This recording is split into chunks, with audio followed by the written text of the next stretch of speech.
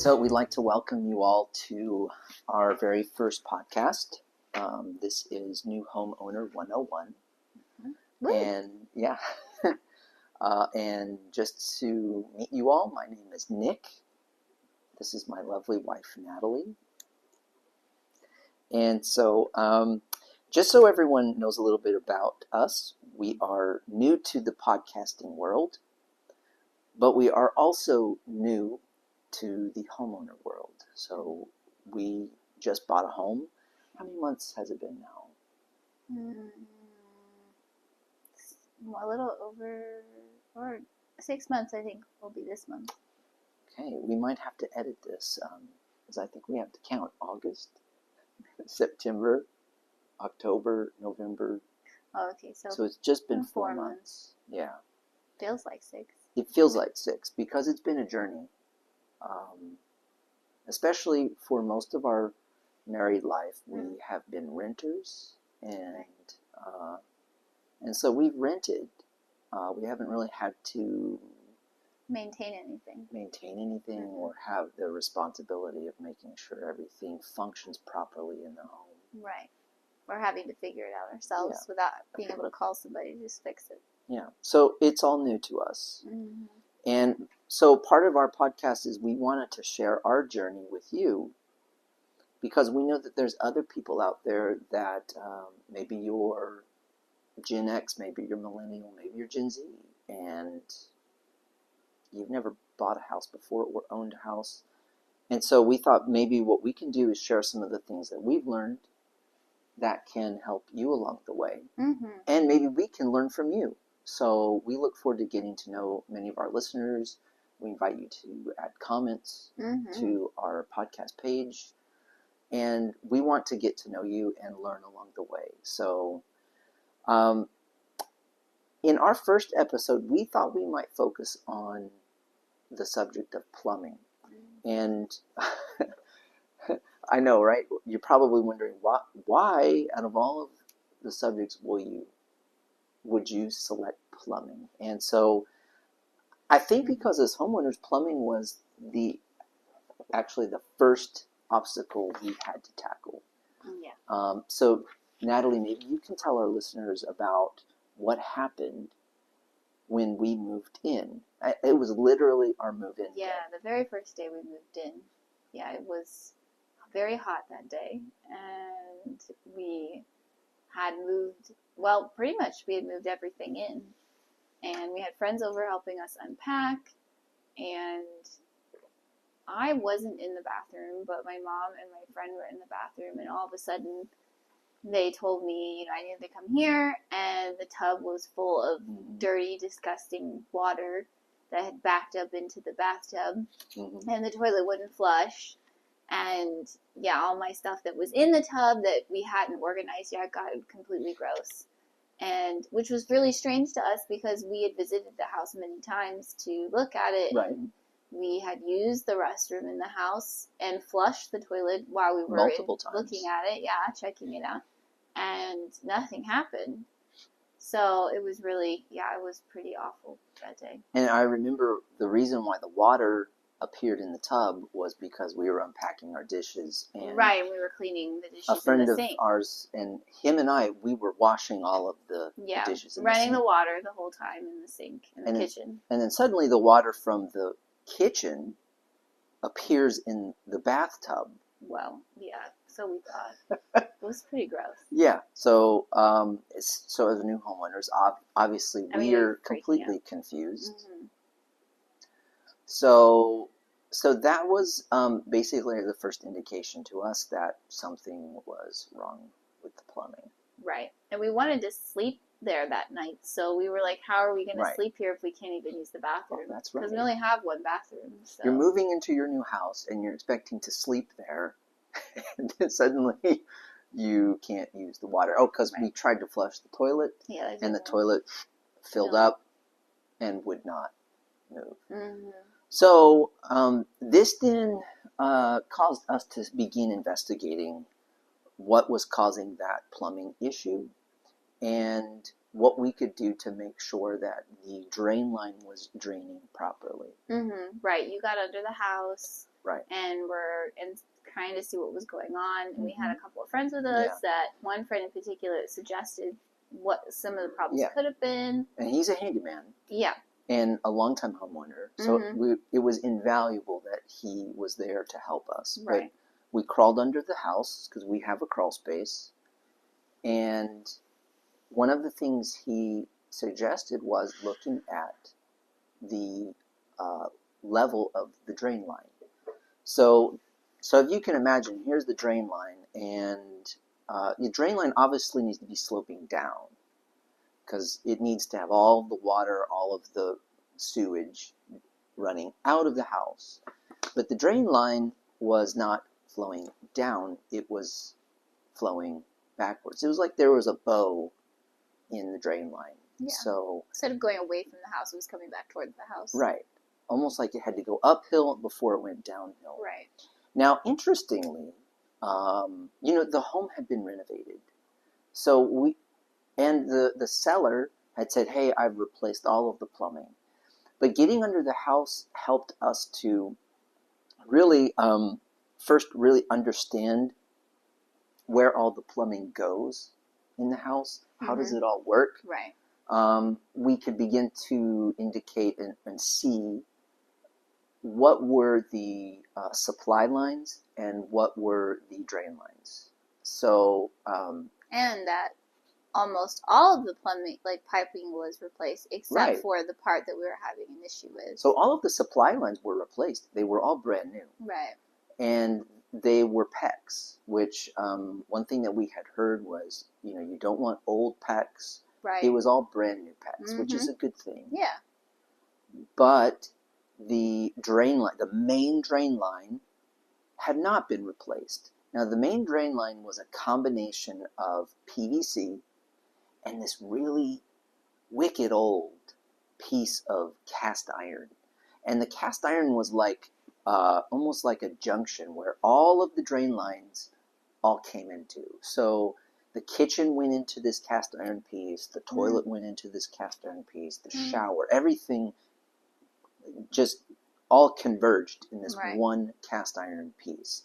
Apparently the seller decided that he was going to replace all of the plumbing, but let's just leave this raggedy old piece of cast iron. Right.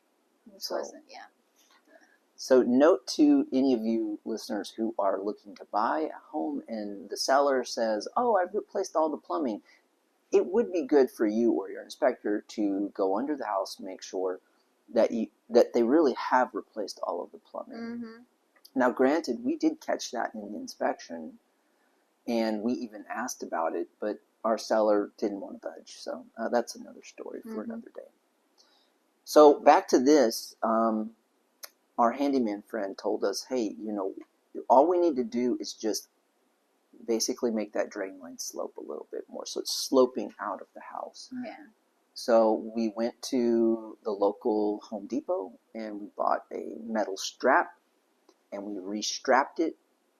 And this was really ingenious. We put in new straps and then cut the old straps. And what it did was suddenly now it laid into the new straps and flowed out of the house. And that worked for about a week. It worked for a week, and we were very happy. Everything suddenly rushed out of the house. Yeah. You could hear the water just going out. And so that was good. We were very happy about that. But then a week later was when the same problem or similar problems started happening again. So it happened again. Yeah. And this time, no, I was going to say that, apparently just where that old cast iron piece was, even though we had sloped the drain line, the PVC line, that cast iron piece still wasn't sloping enough. Right. Right. And then, so you really felt like we had a clog somewhere in the line. Yeah. And that's when you called a friend of yours to come and help us snake the line. So we used a manual snake. Right. Because the clog was first where the cast iron piece was. Right. But then once we cleared it, it moved down the line and got stuck again. So we used a manual snake. Right. It was just like this long, like flexible. Right. I don't know, cord. Yeah. I guess. But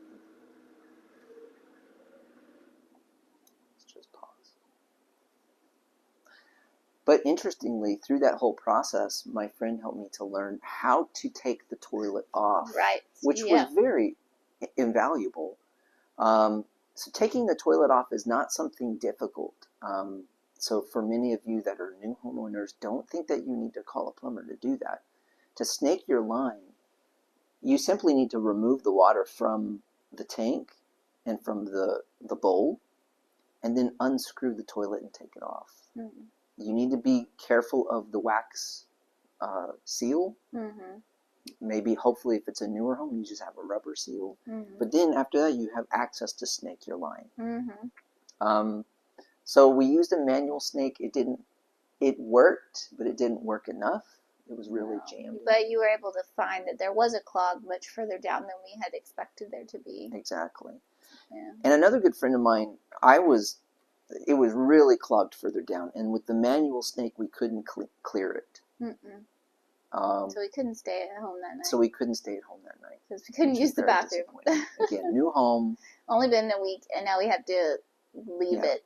Again, sleep at her parents' house. So, I was in the process of calling a plumber. I was going to call a plumber because I was at my wit's end when a friend of mine, actually, I called him to get the number for the plumber, right. And he told me, dude, why don't you just rent a powered snake and snake it yourself?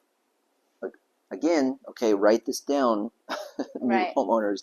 Something I did not know. You can rent a powered snake from Home Depot or Lowe's, either one. Much less than having to pay the plumber. Yeah. So.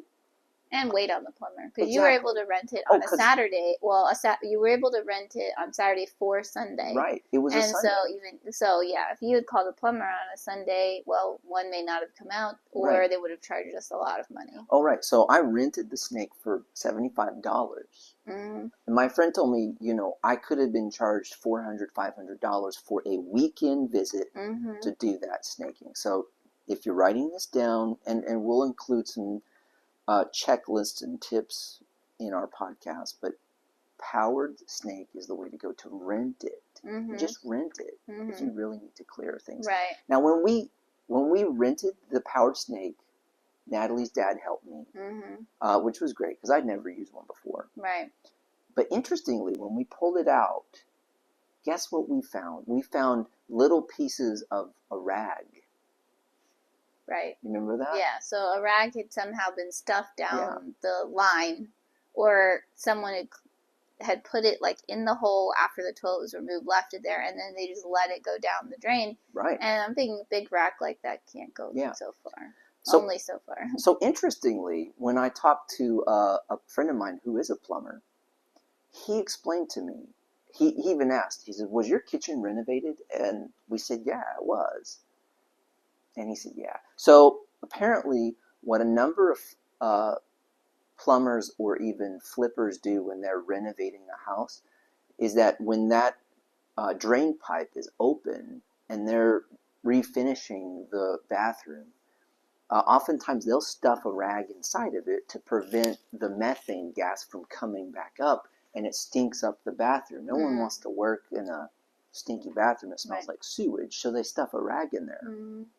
Well, lo and behold, on a number of occasions, they forget to take the rag out. And then so then a new homeowner gets a big clog. Right. Which is basically what we had. Sewage into your tub. So for those of you who are new homeowners or getting ready to buy a home, it really is good to know if they have renovated the bathroom, be sure to check the drain line. Now, if you're going and checking the home to see if you're going to buy it, sure, you could flush the toilet and it may work just fine. But if there is a rag in there, eventually it's going to cause some issues. So, so you snaked it with the powered snake. We're able to get out the rag. That helped a lot. And we didn't have a problem for, a little while. Yeah. Then we kind of had a similar sound or issue happen again. We did.